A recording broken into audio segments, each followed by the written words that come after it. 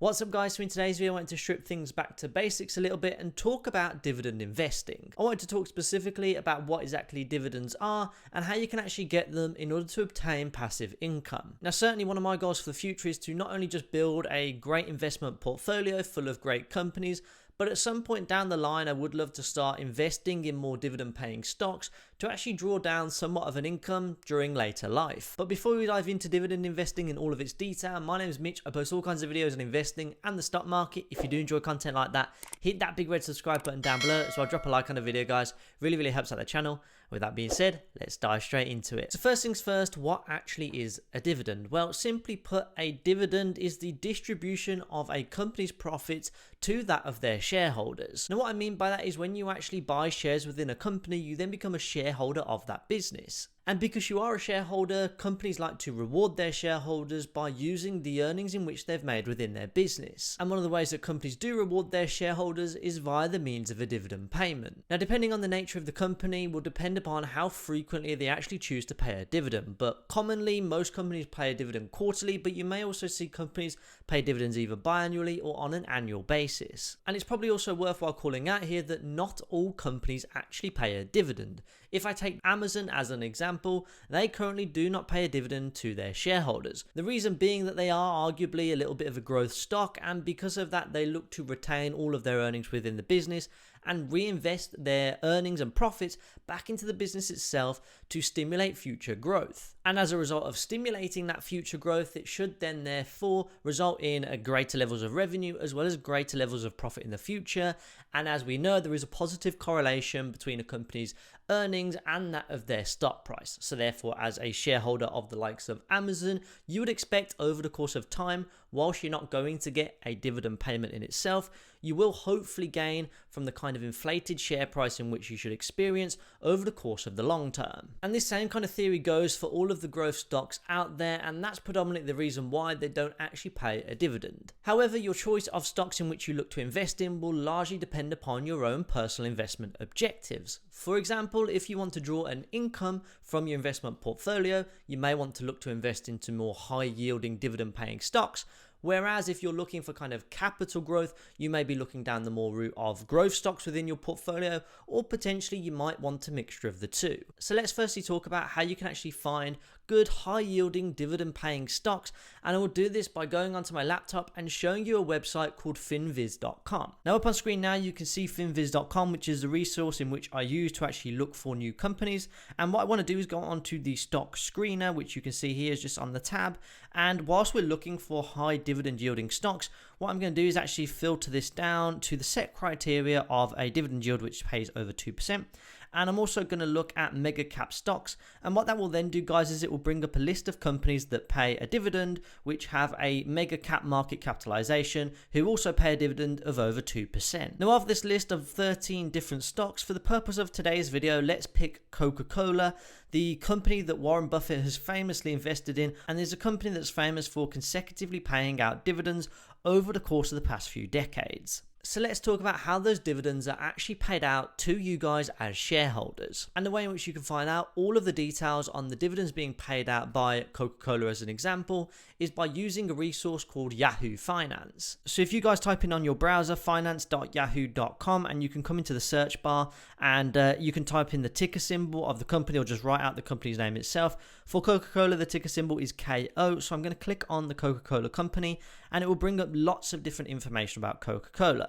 The next thing that I want to do is go onto the statistics tab, and then I will scroll down, and as you guys can see on the right hand side here, we have dividend and splits, which shows me all of the information in which I need to know in relation to the dividend payouts in which Coca Cola make. So the first thing that I wanted to talk about is something called the ex-dividend date, which as you guys can see is March 11th, 2021. Now an ex-dividend date is simply the date of which you need to own Coca-Cola shares by in order to actually receive the dividend payment which is due on the 31st of March 2021. If you did not own any shares in Coca-Cola, you will not have received that Q1 dividend in which they paid out. Now the reason why companies have that ex-dividend date is predominantly because it stops people from kind of buying shares the day before the dividend is due, capitalizing on, a 3% dividend yield, and then just simply selling all their shares the day after. So remember, in order to be paid a dividend, you need to own shares within a company prior to the ex-dividend date. Now flicking back onto the Yahoo Finance screen, you can see we have a forward annual dividend rate of $1.68. Now that $1.68 is not just a one-time payment of $1.68 to all of the Coca-Cola shareholders out there, because that wouldn't make much sense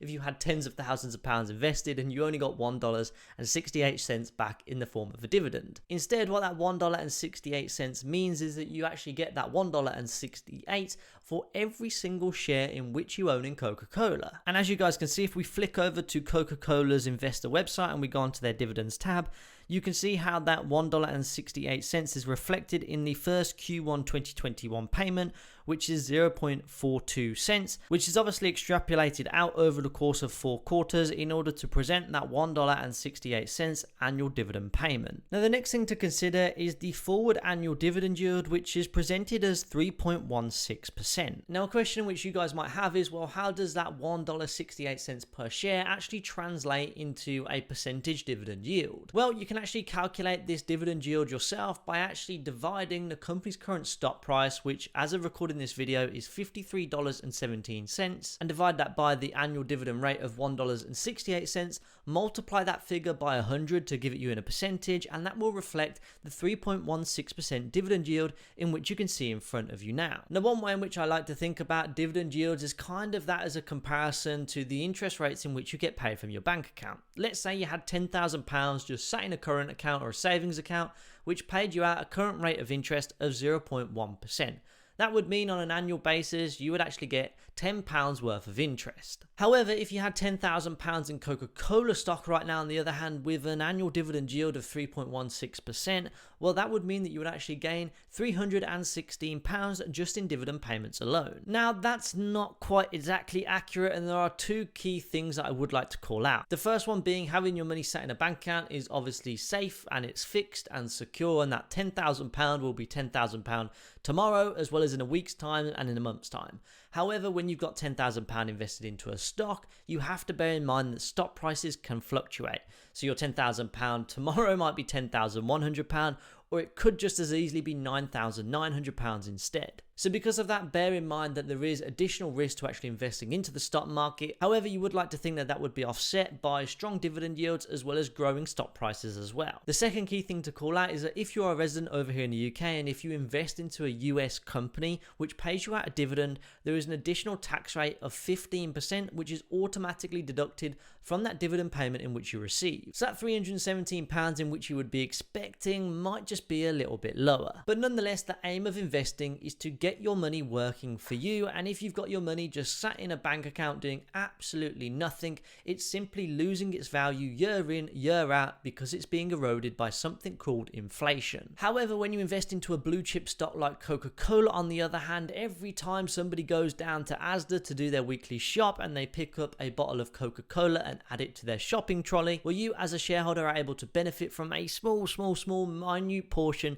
of the profits made from every single sale in which Coca Cola make. Which is one of the best things about being a dividend investor, is the fact that you don't have to do any work whatsoever, yet you can generate a little bit of passive income via the means of a dividend payment without actually having to do anything for it. So that for me is the true meaning of passive income. The next thing to consider here is something called the company's payout ratio, which you can see for Coca Cola currently sits at 91.62%. Now simply put, a payout ratio is the percentage of a company's profits in which they distribute to all of their shareholders via the means of a dividend payment. So Coca Cola literally give most of their retained earnings back to their shareholders via the means of a dividend, which if you're a shareholder, obviously that feels like a good thing, but from a kind of investment perspective, from a wider macro point of view, you could probably expect that there won't be too much more upside room for Coca-Cola to actually increase that dividend over time, driven by the fact that payout ratio is extremely high as of right now. But having said that, Coca-Cola are actually on the S&P 500's list of dividend aristocrats, which means they have consecutively paid out a dividend and increased that dividend over the course of the past 25 years. So not only have investors like Warren Buffett been able to capitalize from the growth in the company's stock price, but they've also been able to benefit from dividend yields along the way as well. Now, one component that I do like about dividend investing, in the example of Coca-Cola, as of 2021, they actually chose to increase their dividend payout by 2.3%. Now, the way in which I look at this is you've actually achieved a 2.3% pay rise on the dividends in which you were going to get anyway without actually having to do anything for it. But fundamentally, here is the punchline of this video. The real power in dividend investing is to not just take that dividend payment and then go and splurge it down the shopping center or use it to pay for your Netflix subscription. The real power of dividend investing is to actually use that dividend to reinvest back into your investment portfolio to actually benefit from something called compounded growth. Now, in order to put this into context, let's take an investment portfolio where we don't reinvest the dividends and compare that to an investment portfolio where we have reinvested the dividends over the course of a 40-year period. So up on screen now, I just have a basic compound interest calculator. Let's say our initial principal is $1,000 in which we're going to invest. And let's say we're able to achieve a modest interest rate of 5% over that 40-year period in which I suggested, and we're going to add an additional £500 or $500 per month in order to cost average our way into the market as well.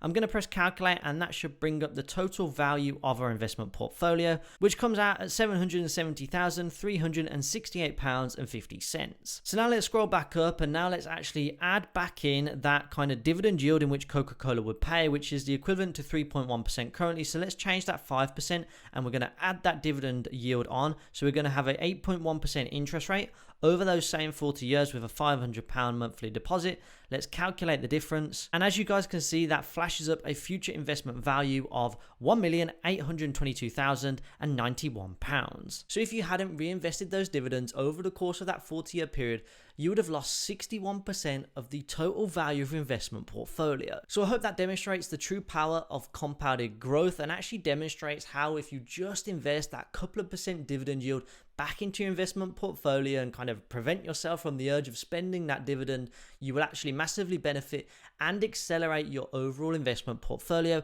over the course of the long term. So with that said, guys, let me know your thoughts on dividend investing as well. If you did enjoy the video, guys, be sure to drop a like on it, subscribe to the channel if you're new around here, and with that being said, I'll see you over in the next video.